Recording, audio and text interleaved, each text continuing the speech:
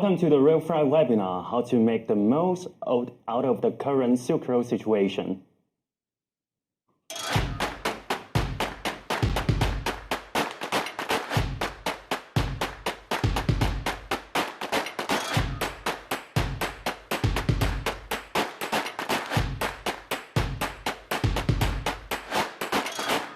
Good morning, good afternoon, good evening, whenever you are from the world. Welcome to our webinar, and we are broadcasting from our studio in Rotterdam.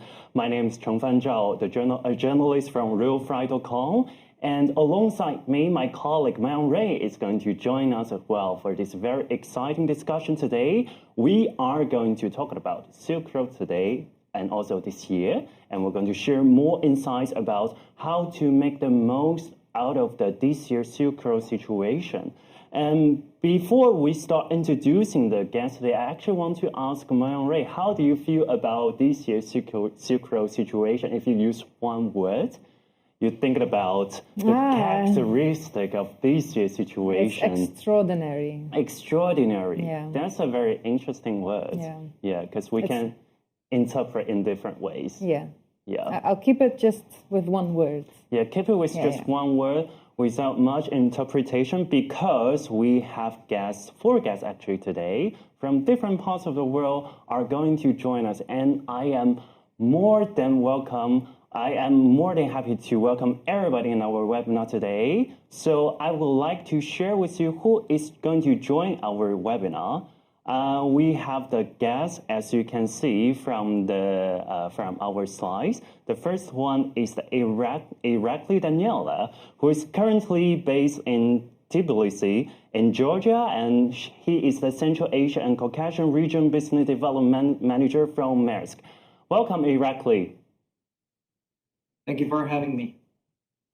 Okay, and then we have another one, the Yerzhan Naruzbayev, who is the Director of Business Transformation Center of Kazakhstan Railway. Welcome, Yerzhan. Thank you very much, Chengfang. Thank you for having me. Thank you for coming to our webinar. And now I would like to introduce the Milos Witkowski, who is the RailFreight Director of the Poland Freight Company, and he's currently based in Poland now. Welcome.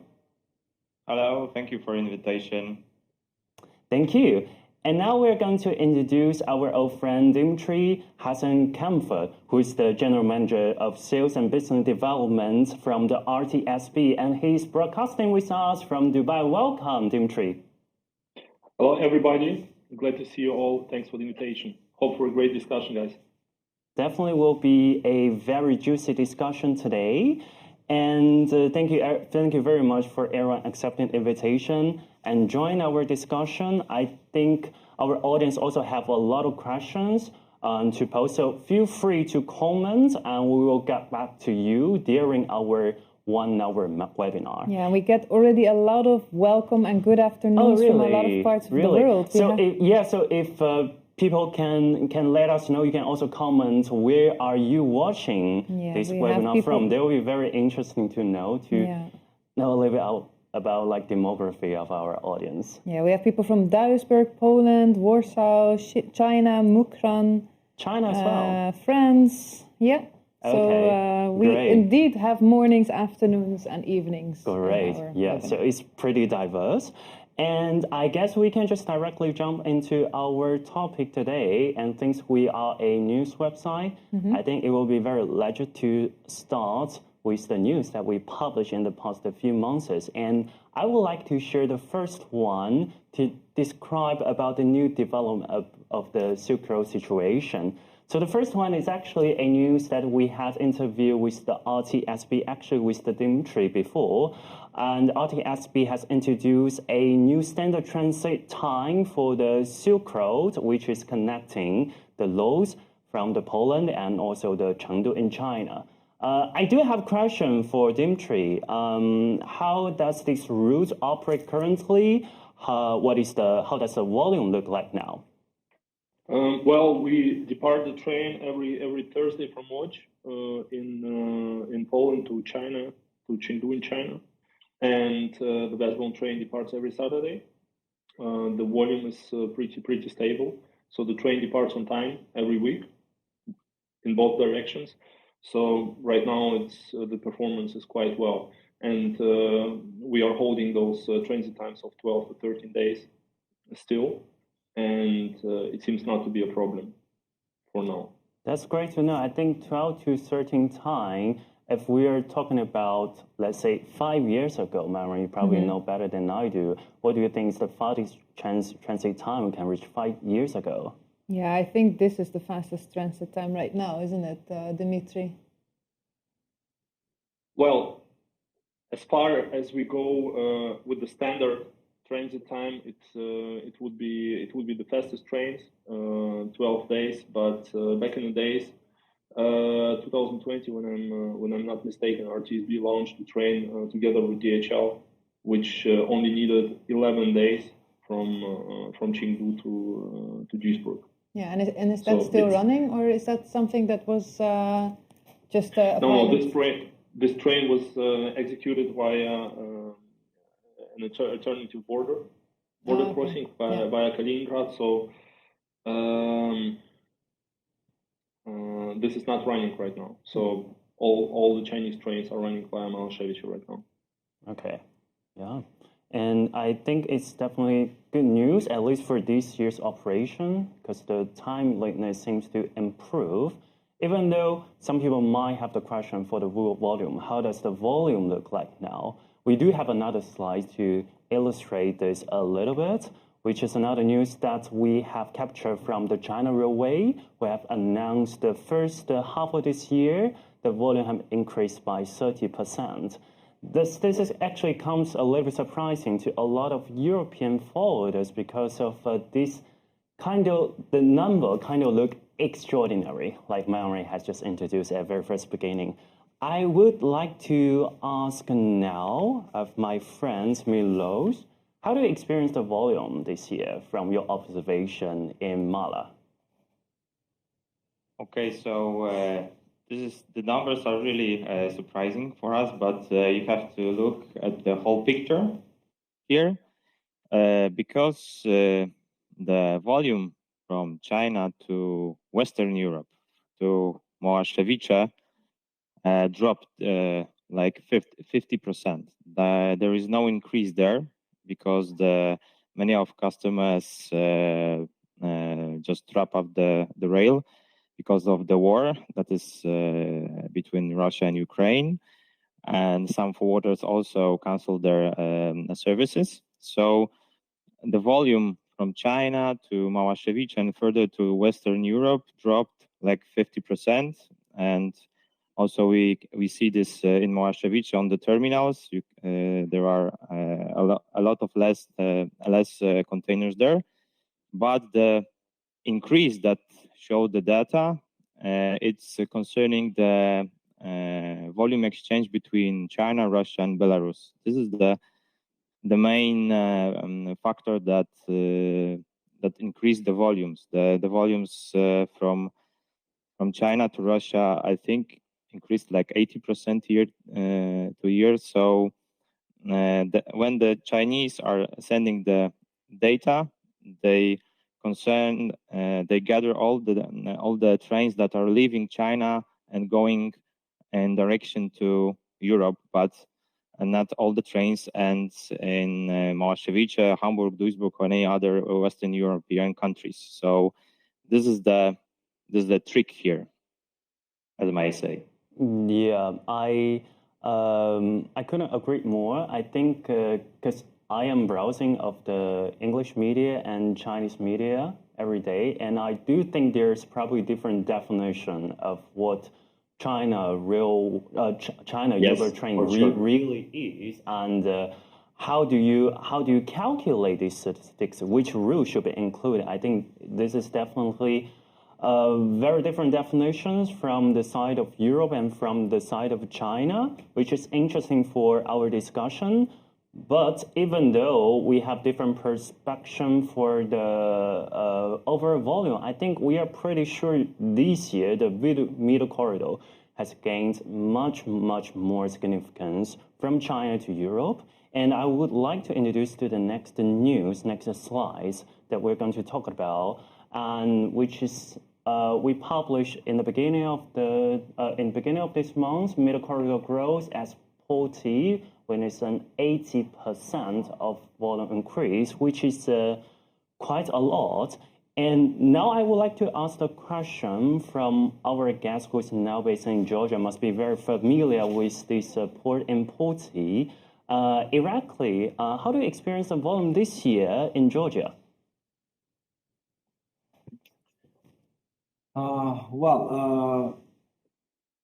The volume on the middle corridor dropped quite a lot if we compare it with the previous years, more precisely, if we compare to 2021.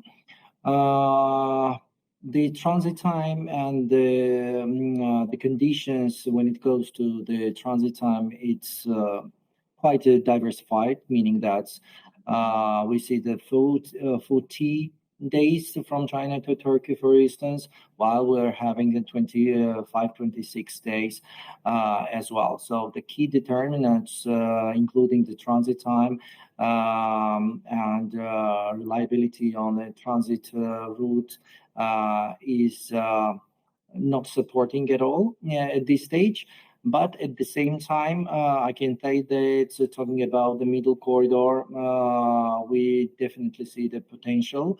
Now, I can say that we would say that this is something reburning process. Nearly all our cross-border rail businesses were impacted by the conflict between the Russia and Ukraine, the war between those countries. So we need to reburn from the new focus to Central Asia and the Southeast Asia. Good to know. I just want to double check. You mentioned like this year the middle corridor volume dropped or raised a lot? Yes. Compared to the previous years, particularly for the middle corridor, the volume is dropped a lot. But this is quite different from like from some of the information that I viewed lately.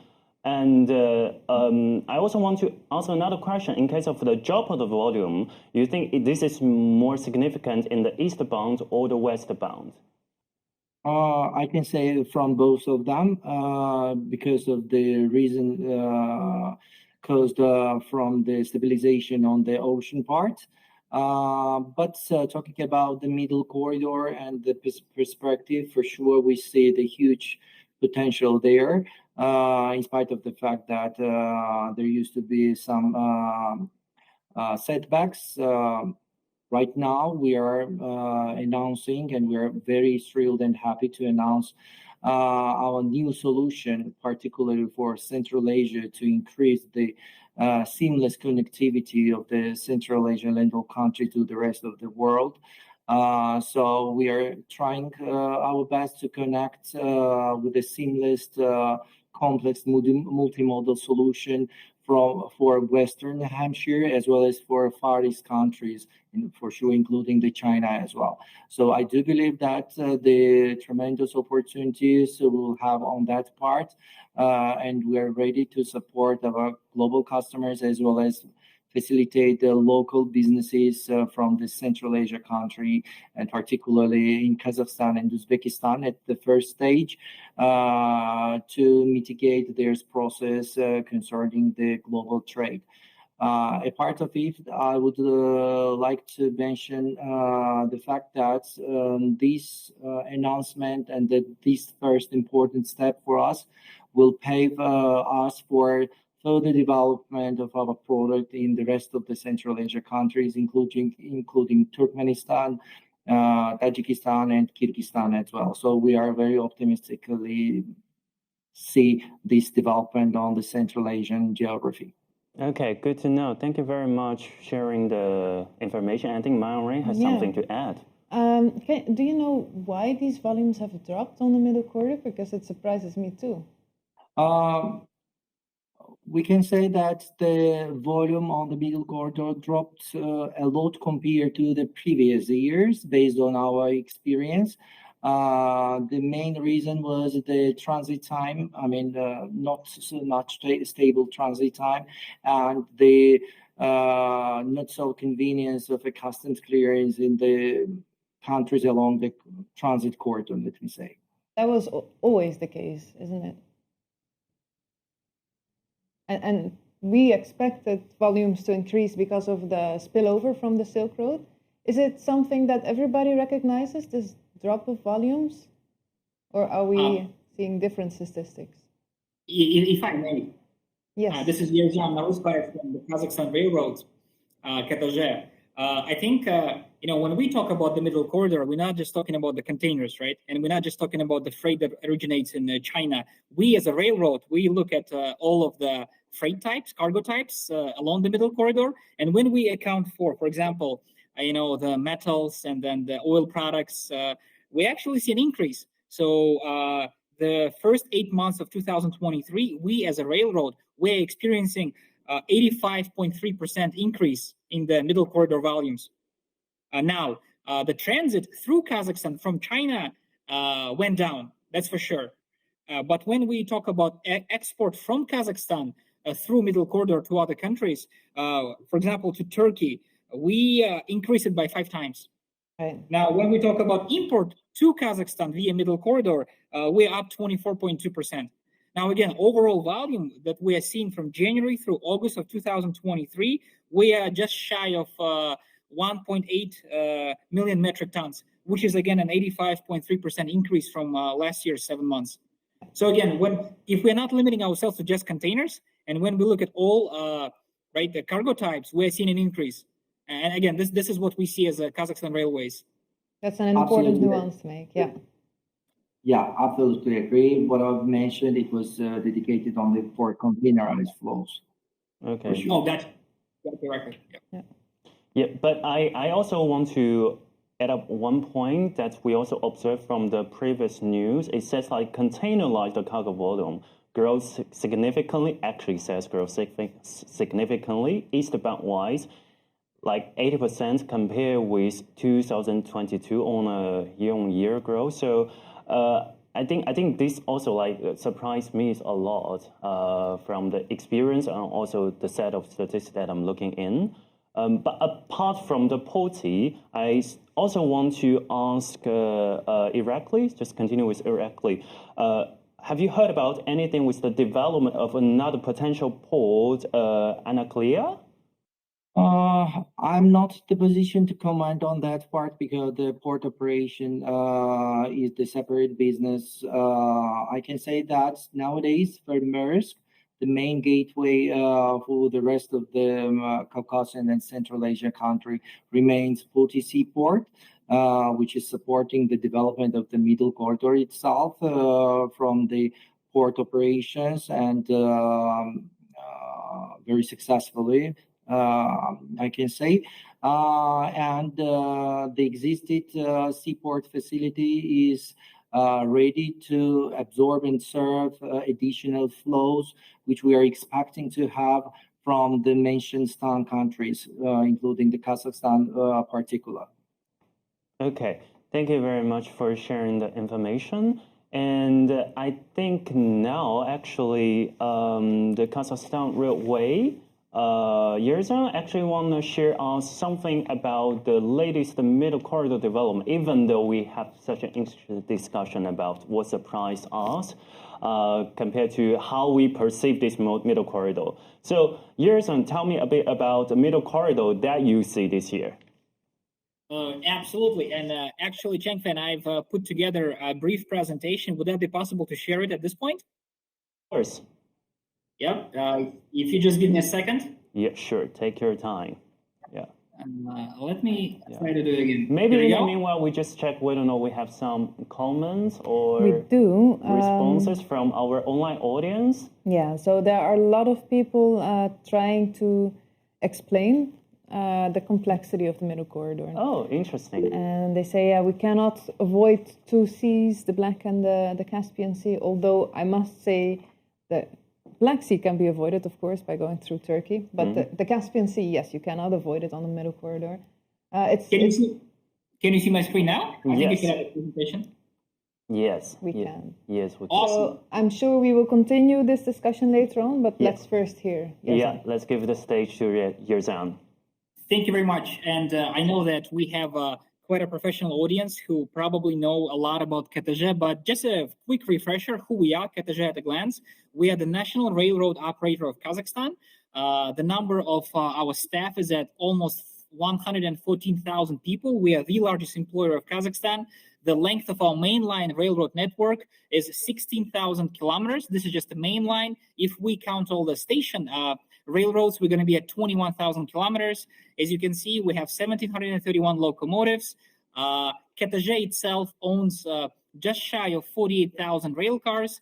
We operate terminals, including one dry port on the China-Kazakhstan border, the Khorgos Gateway. And also we have two seaports, Aktau and Korok, which are definitely part of the middle corridor. And we own our own two vessels. KTZ structure, again, four main lines of business: infrastructure, freight transportation, logistics, and passenger transportation. I'm just going to stop very quickly on the logistics portion of our business. We have two daughter companies. One is called KTZ Express, which is a logistics operator and a freight forwarder with offices in China, and actually recently opened a branch in Budapest in Hungary. And also Kedian Transservice, which operates our terminals. And the most recent news, and I know that RailFreight.com did a very nice coverage of this development. Kedian Transservice is now building a KTZ terminal in Xi'an. And as we know, Xi'an is a very important logistics hub in China. So KTZ is going to have its own physical presence in Xi'an very soon. Some of the key indicators here, I just wanted to highlight the operational cargo turnover in billion ton kilometers net, and also container transit. As you can see, both indicators demonstrate steady growth year over year. And in 2022, we set a new historic record. KTZ, Kazakhstan Railroad, the amount of transit of containers reached 1,129,000 TEUs. So company rankings, would like to stop on the ESG. You know, KTZ actually last year received A2 ranking from Moody's ESG Solutions, and we are among top 25% of the companies ranked by Moody's ESG Solutions, and we are one of the top 10 transportation companies ranked by Moody's. Very quickly, I'm the director of the Business Transformation Center of KTZ. We have two goals. My team has two goals: increase efficiency and improve company results. I have quite a young team. The average age is 32. Academic and professional background is very diverse, as you can see on the slide. And what we do on a daily basis, we work with big data, analyze performance of all of the KTZ business units and daughter companies. We manage key company projects, including our international cooperation projects. And we also work on a very exciting task, transforming KTZ from a pure railroad operator to a full-fledged transportation and logistics company. I know it sounds as quite a big task, but we work on it every day. Now, just a quick overview of the main transit routes that go through Kazakhstan. We can definitely say that Kazakhstan is already a transit hub. You can see from east to west some of the main corridors, and in green we have the TITR, or what we call the middle corridor. And on the next slide, just the same middle corridor in greater detail. Now we talked about the transit time. Here from the port of Lianyungan in China, where KTZ actually has a rail terminal together with the port of Lianyungan. We see the distance and the range of transit days. And now the sea route, of course, would amount up to 45 days. So again, for those in the audience who are not very familiar with the TITR or middle corridor, these are some facts about the corridor when it comes to transit time. Now the TITR volume, right? Again, in 2022 compared to 2021, we witnessed a significant growth of 153%, or just shy of 1.5 million metric tons. You can see the numbers: export from Kazakhstan and transit through Kazakhstan. And now, again, in 2022, we saw an increase of 33% when it comes to container volume. And on the next slide, just very briefly, I just wanted to show you the dynamics, how we got to this number, 33.6 thousand TEUs. In 2015, we started with less than 5,000 containers. Now, again, from what we just heard, a lot of the participants of the webinar, the audience, they talk about all kinds of challenges and bottlenecks that exist on the middle corridor. And again, we want to be very transparent. And on this slide, again, this slide was prepared by my colleagues in the Middle Corridor Association. This is one of our sister companies. We're the founding member. KTG is a founding member of this association. So we've actually done an extensive analysis of all of the barriers and bottlenecks that exist on the middle corridor. And as you can see, they are highlighted in red. And as you can see, we have bottlenecks in pretty much every part, from Kazakhstan to the Caspian, Azerbaijan, Georgia, Turkey. One thing I'd like to say is that we, as KTG in Kazakhstan, we are very actively working on solving these challenges, on decoupling and breaking these bottlenecks. We work very closely with our partners in Azerbaijan and Georgia. The president of Kazakhstan, Mr. Kassym-Jomart Tokayev, the leaders of Georgia and Azerbaijan, they pay very close attention to the development of the middle corridor because, as my colleagues, as my fellow speakers on the webinar mentioned previously, the current situation in Ukraine and in Russia creates this unique window of opportunity for the middle corridor. And as long as we synchronize our efforts to solve the bottlenecks, this route can become even bigger and can thrive. So I think that's all I have for now, Jianfeng. Yeah, I think that's definitely very inside information also for people who are not familiar with this middle corridor.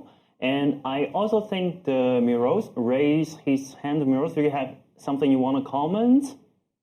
Yes. I wanted to add something to this discussion because I'm a forwarder, and on the route from China to Europe, we mainly focused on the containers, and that's why I was also surprised about the information that the volume went up, and as we can see, is the difference for the types of cargo. But before the webinar, I did some research with my partners in China, and I was asking if they can offer me some 40-foot containers rate via middle corridor, and they checked with several railway platforms, and none of them offered them anything. So they feedback me that they don't offer this because the transit time is long, and the rate is much more higher than the route via Malshevice, Kazakhstan, and Russia.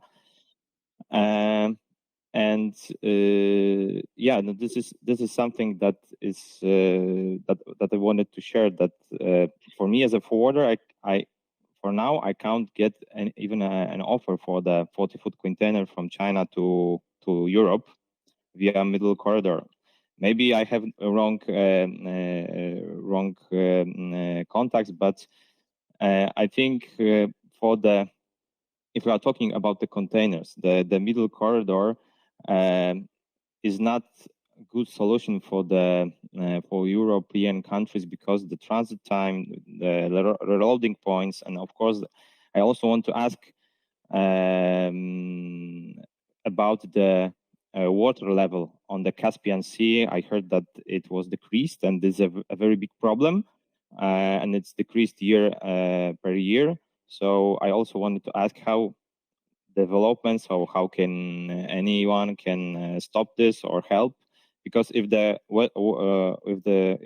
water will be low and low, so the ships can't go through it. Yeah. Actually, Jianfeng, if you would allow me, because we operate both Kazakh seaports on the Caspian, both Aktau and Kuruk. So what Milos said is definitely true. So we are seeing the decreasing levels on the Caspian Sea, which now, for example, the vessels that do come into these ports, they can be loaded up to 75% capacity utilization. Now, while this is true, for next year, the government of Kazakhstan has already earmarked funds in the budget, to deepen the harbors in Aktau and Kuruk. And there was actually an official a press release made by the Ministry of Transport, which was just newly created in Kazakhstan. So next year, this work is going to start. I think for Kazakhstan, it's definitely going to be a strategic priority to make sure that both the ports of Aktau and Koruk stay navigable. So, that's why the government is going to be putting money again into deepening the harbors in Aktau and Koruk. And which, by the way, if you would allow me, on September 28th and 29th, we're going to be celebrating the 60th anniversary of the port of Aktau. So my fellow speakers, Cheng Fang, and anybody else in the audience, if you want to join us at the port of Aktau, please come. We're going to have a very interesting program for our guests. Yeah, I think definitely also very valuable information. I must say that Miro sort of like read my mind, so those questions in my mind. I think the Caspian Sea is definitely something everybody's eyeing on currently. We talked about different way of calculating the volume. Sometimes we calculate it by the container line. Sometimes we just talking about overall volume. If I may add one more, I just want to ask Yerzhan, does this current Caspian Sea level drop affect our operation largely? That's a very good question, Cheng Fan. I should say that, again, in the first 8 months of 2023, we're not seeing any drastic effects on our work in the Caspian. Now, what the future holds, unfortunately, if I had the crystal ball, I would be able to tell you. But again, with the earmarked money in the budget of Kazakhstan for next year, I think whatever challenges we're going to be presented with on the Caspian, we'll be able to solve. But I think for now, in the first 8 months, we're not seeing any drastic effects on our operation. Okay. It's always good to have some positive mindset. And I wonder, Mayuri, do you have something to add? I have so many things to add. I can read your mind now. Yes, I'm one big question mark. I have so many questions. The audience also has a lot of questions. Let me start with this one, Yerzhan. I was just wondering, because I know that low water levels are a common problem for a lot of people working with sea transportation, and I've never heard of somebody having a solution to that. So I'm very curious, is it really possible to raise the water levels? So I understand the question. Again, we're not talking about necessarily raising, the water level, right? We're talking about deepening, right? So when you basically in the sea, you may have a canal, right? It's a specific route that the vessels can go through where the depth is bigger because it has been deepened. So okay, we're not talking about adding water to the Caspian, of course. Yeah, okay. But that will be enough for ships to sail back and forth at the needed frequency? Again, the problem of the water level, in the Caspian, obviously, it's been building up for the last couple of years. Now, again, we're very glad that the government is going to step in and take action. So, again, what we project is that with this deepening of the ports, we should be able to maintain, the required operational frequency. All right. And you also mentioned that KDC is looking at being a full transportation company. Do you have any plans of having vessels as well for the Caspian Sea part? So we currently have 2 vessels. Yeah, KTZ currently has 2 vessels. Now, we do not operate them in the Caspian at this point. We have been operating them in the Black Sea, and actually they've been in a time charter, and they used to go even further than the Black Sea. Now, again, transformation of KTZ into a full-fledged transportation and logistics company does not necessarily mean we're going to be acquiring new assets, but first and foremost, we're going to be partnering with the companies that already have the assets and where we can create synergies between our assets to move more freight. Yeah, because it's starting to look a little bit like the companies in Europe when they have assets at the port and at the terminal, so you can provide a seamless service.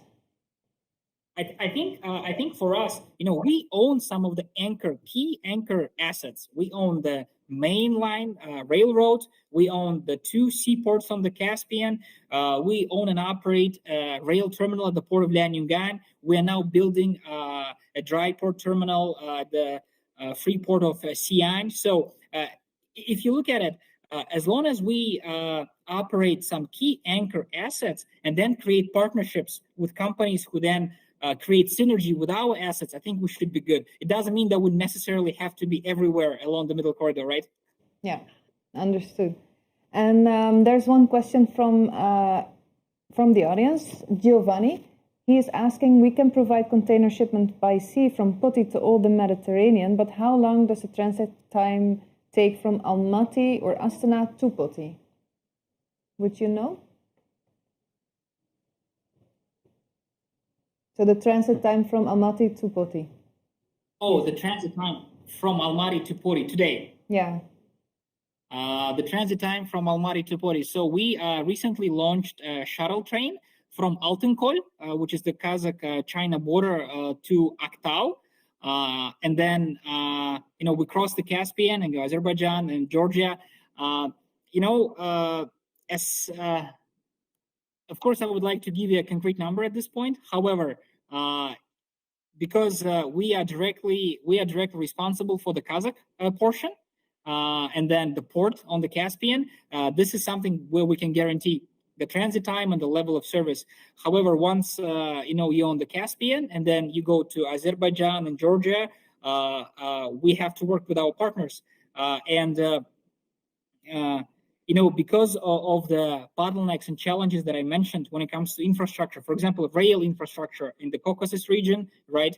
Some of the bottlenecks at the ports in Azerbaijan and Georgia. So that's why I cannot give you like a concrete number right now. But if you reach out to me, I'll be able to give you a range. Okay, and about reaching out to you, people are asking about your slides. I can already guess that a lot of people will be interested in your last slide. Is it possible for you or for us through you to share these with the audience? Oh, absolutely. Absolutely, okay. No problem. All right, thank you very much. Yeah, I can see there's definitely a lot of questions coming up. We'll hold that for now.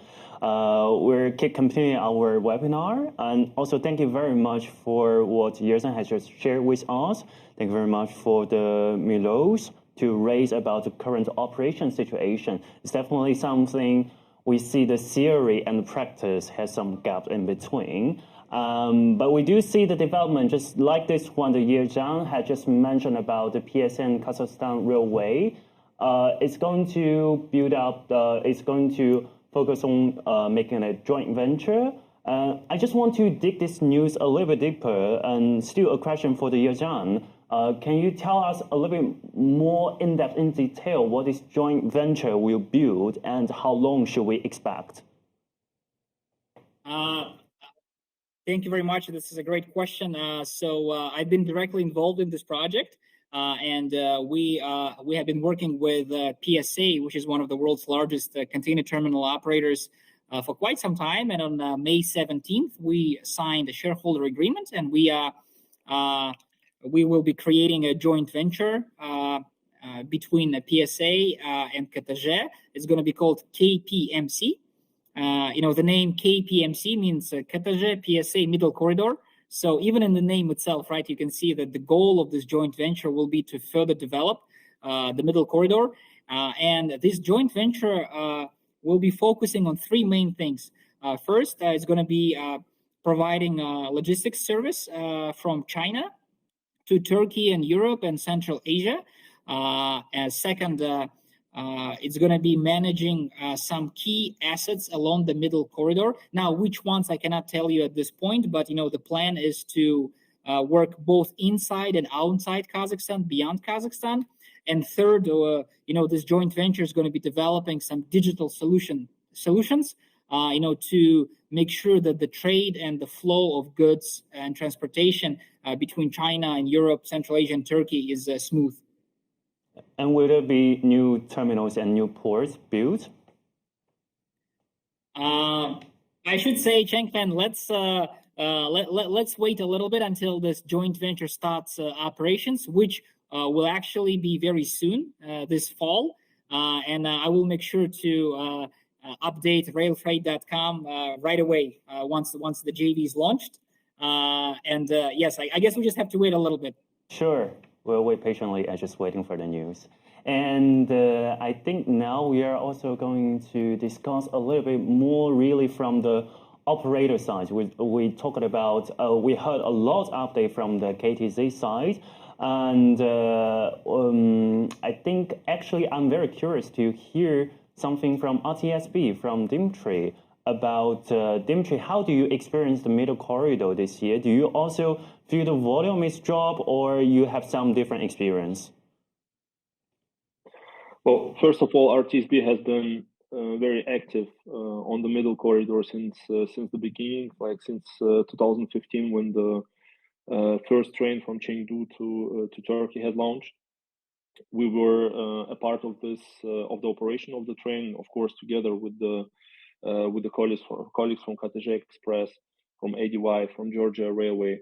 So we have quite a lot of experience of operating the trains on the middle corridor. Last year we have been very active. We launched many trains. We launched two products, one from Chengdu, and the second one from I forgot the name, but I will tell you. We'll tell you later. So we had like 6 or 7 trains from China to Europe on the middle corridor, and of course it has been challenging experience for us and for the customers who jumped on this train. But in my opinion, the middle corridor right now has to go its own way, and this way will be challenging because we all see the development of the northern routes by Kazakhstan, Russia, Belarus, and at the beginning it was also not ideal what we produced, but over the years we experienced a lot of volumes, and we found a way how to deal with them in the most efficient way, and this is what we need on the middle corridor right now. As Yerzhan just said, Kazakhstan has been benefiting from the volumes and the development of the corridor through Kazakhstan and Russia and Belarus, and now I think Kazakhstan and Georgia and Azerbaijan, they have to find a way how to cooperate with each other. Of course, the Georgia and Azerbaijan didn't have as much experience as Kazakhstan has, but this is up to you now to, and we are. We would be glad to be a part of that as well, and we would like to share our experience in operating of those trains. And I think with our common effort, we can really make this corridor not as efficient, maybe just because of so many reloadings, but a workable alternative at least. Thank you, Dimitri. Thank you for sharing. Yeah, thank you for sharing all the information. I do have one follow-up question. Can you share about the transit time from China to Europe using this middle corridor in your operation? In our experience, it was from 45 days with our fastest trains up to 70 days with our slowest train. 45 to 70, so it's the longest time you've ever experienced. Exactly. It was everything. Like I said, even in the best times, let's say last year, we didn't have as much volume on the middle corridor to really upgrade the frequency. So we had to basically wait at every reloading point for documentation, for the vessels, for the wagons, and so on and so on. And it even continued when we came to Europe. We had some problems with the customs clearance in Constanta, and so on and so on. So again, this is a very challenging route, and we have it really needs a common effort in order to be great and efficient. And how often do you operate this middle corridor service? Right now we mostly use this middle corridor in eastbound for transportation to Middle Asia, to Central Asia, excuse me, and to Kazakhstan, Uzbekistan. Because the transportation from China via middle corridor just doesn't make sense. due to the longer transit time and very high cost, it's more efficient to really put the container on the sea freight and just wait for a couple more days, because as I said, the fastest transit time, around 45 days, can be reached even with the sea freight right now. Yeah, and where does this time most which part consume most of the time? Because I believe the part from the Kazakhstan to China is relatively fast, around 15 days. I think from China to Aktau, it's even less. We had trains arriving from the departure station in China to Aktau within 12 days. This is nothing. This is even the reloading time in Aktau was not as bad. The problems that we faced were mostly along the way, and really Europe is as bad of experience that we had along the way, because the European customs didn't really know how to treat those containers at first, and again, we had the exact same problems when we started the transportation from China via Brest, and we have a blueprint now. We have a blueprint as a corridor, and we need to use it to really make this new alternative route efficient and fast. Okay, thank you very much for sharing the information. And now I want to ask our defaulters more about the overall picture about this year's Silk Road situation. Just like the first question I asked my own Ray, how do you describe this year's Silk Road operation in just one word? I would like to start with Irakli. How will you describe this year's Silk Road operation? Maybe it's middle corridor from your side. Yes, it's a middle corridor from our side. As I mentioned, we would say reburn, because we are recovering our focus on the middle corridor from the perspective of Central Asian and the South Asian part. So we are considering the development of the middle corridor from the perspective to support the local and utilize the local markets, not only as a transit geography, but itself as a market, interesting and attractive market. So when we're talking about the middle corridor and the route, we're planning to utilize and use this routing to support the local markets to develop and to create the smooth connectivity to the rest of the countries of the world. So it means that we are reburning this middle corridor with modified version, let's say. Okay. And when you're saying the local market, are you mentioning the local market as a Georgian, Azerbaijan, Kazakhstan, the Central Asia area? Yes, correct. Our purpose is to try from our side unlock the connectivity from our perspective, for sure. For Kazakhstan and Uzbekistan at this stage, create the tailor-made solutions, and already mentioned that we just yesterday globally announced about our new solution from Puti to Kazakhstan and vice versa, which will work together with our existing solution from China directly to Kazakhstan and vice versa. We are including the Uzbekistan in that portfolio, but those development will be stopped. Moreover, it will be increased for further Central Asia countries. So we are focused on connectivity for particular Central Asia countries. And within this journey, the middle corridor will be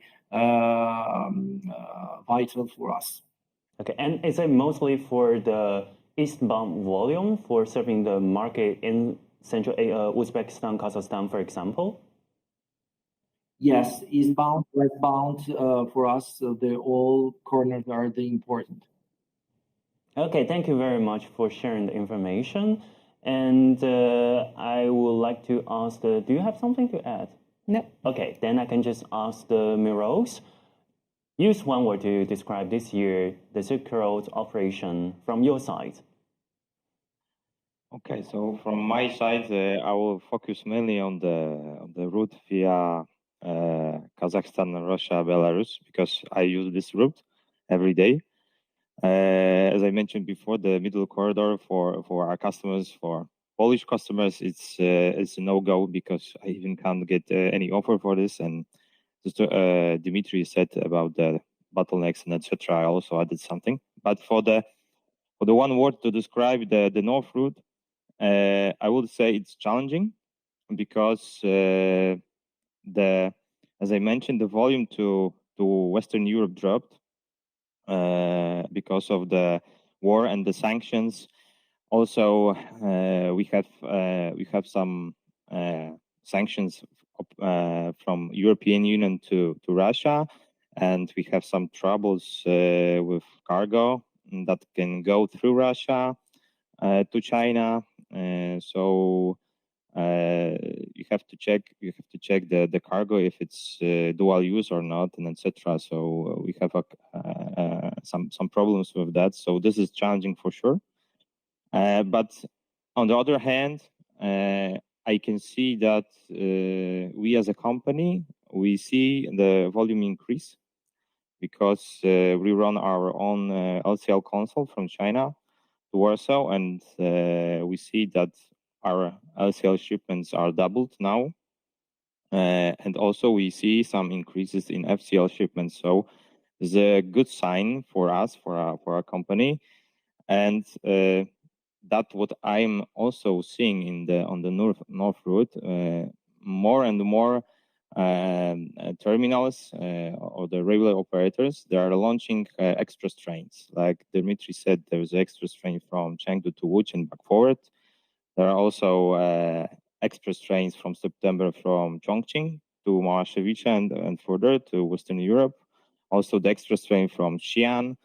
And I know that I think that other platforms also are thinking about it. And this is a good sign because in terms that we have very big gap between the rail, the rate from the rail and the sea rate. It's very, very big gap because the sea rates, everybody knows that are very, very low. And now the rail can really show their potential on the New Stick Road, and those express trains are very good, very fast, and very efficient. So our customers can pay more for the better service. So there are challenges, right? The New Stick Road is challenging, but I see like a small light in the tunnel that the volume can increase a little bit. Of course, when the war between Russia and Ukraine ends, the volume on the North Route will be very, very, very big, and it will grow very fast. So also, I think that the construction that should be done in Małaszewicze is also a good time to start. So if this will ends, then the North Route will be prepared for the bigger volume. Thank you, Miros, for sharing your experience from your operation. What you share is mostly about the northern route at crossing Russia. I just wonder, if there is, then how much percentage consists the middle corridor in your operations?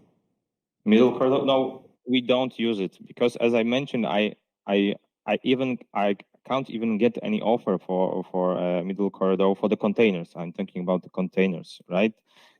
Some time ago, I compared. There were some offers, but the rates were higher, like 2,000 or 3,000 more than the standard route to Małaszewicze. So, and the transit time was very long. And as I mentioned, now I even can't get any offer for this route to Europe because I'm talking about customers that are located in Europe, Western Europe, Poland, Germany, and etc.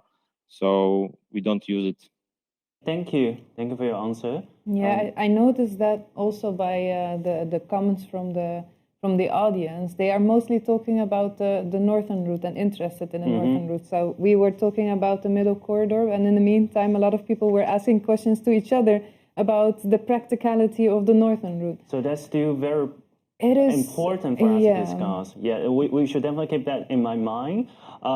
But definitely, I think Yerzan still has a lot of tasks to do to help to collectively make this corridor more attractive. And I noticed there's actually another port that has attracted a lot of attention in the middle corridor, which is the port of the Zurich. I'm very curious to hear from the Yerzan side.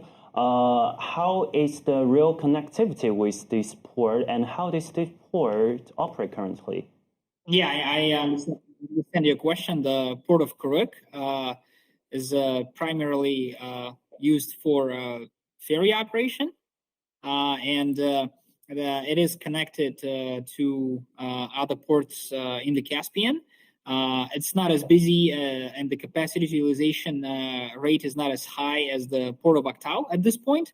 However, again, we as KTG, we certainly firmly believe in the development of the port of Zurich as well. Okay, good to know. I think we are also a little bit running out of time. We need to move on to some more big event that we are going to announce. We'll leave this for future discussions, the latest news about MC and HHLA. Now we have something more to share with you, which is the European Silk Road Summit that we are going to hold in the end of November. And I think Mayan has a lot to share with us. Yes, so as you mentioned, the 7th edition actually of the European Silk Road Summit is to take place on 29, 30 November and the 1st of December. So it's a 3-day conference. First day is a reception of the audience, of the participants. The second day is the conference day, and the third day is the site visit.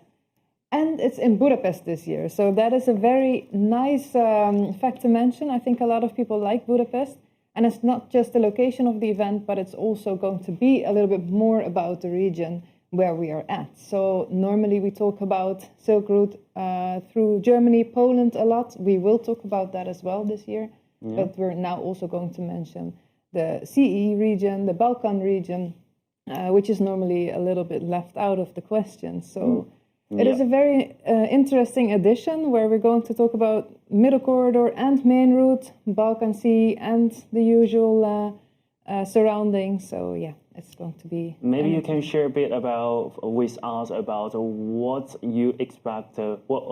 Which discussion you are most excited about in the next European Silk Road Summit? Well, we're going to end it this time with a session about geopolitics. Oh, really? Yes, and we always try to stay out of politics because we are neutral and we want to remain neutral. But we said geopolitics is now really shaping the corridor. So we're not going to talk about right or wrong, but we want to see how political decisions have shaped, transportation rates, corridors, routes. So this is something I'm looking forward to. We are still looking for speakers in that regard. So if you have completed a paper or you're doing a PhD and you're currently working on geopolitics within the new Silk Road, we are very interested to hear you. Likewise, if you're talking about the middle corridor, the main route, or you have an interesting case to share, you can always contact us to talk about it. Yeah, and I think we already have a couple of guests lined up, right? We do. Yeah. We have some interesting speakers. Yerzan is already one of them. Yerzan is going to be there as well. You're going to be part of the session where we talk about the Caspian Sea and the Black Sea in the middle corridor. And we also have some speakers that are more in the role of consulting. So this year we also wanted to see if we can get some people to share knowledge on papers they've written. For example, we have Kirkuri Sava from the EBRD, the bank. So they carried out a study for the European Commission to look at the middle corridor and the proposition for the EU. We have somebody from Deloitte, Rati Devatse.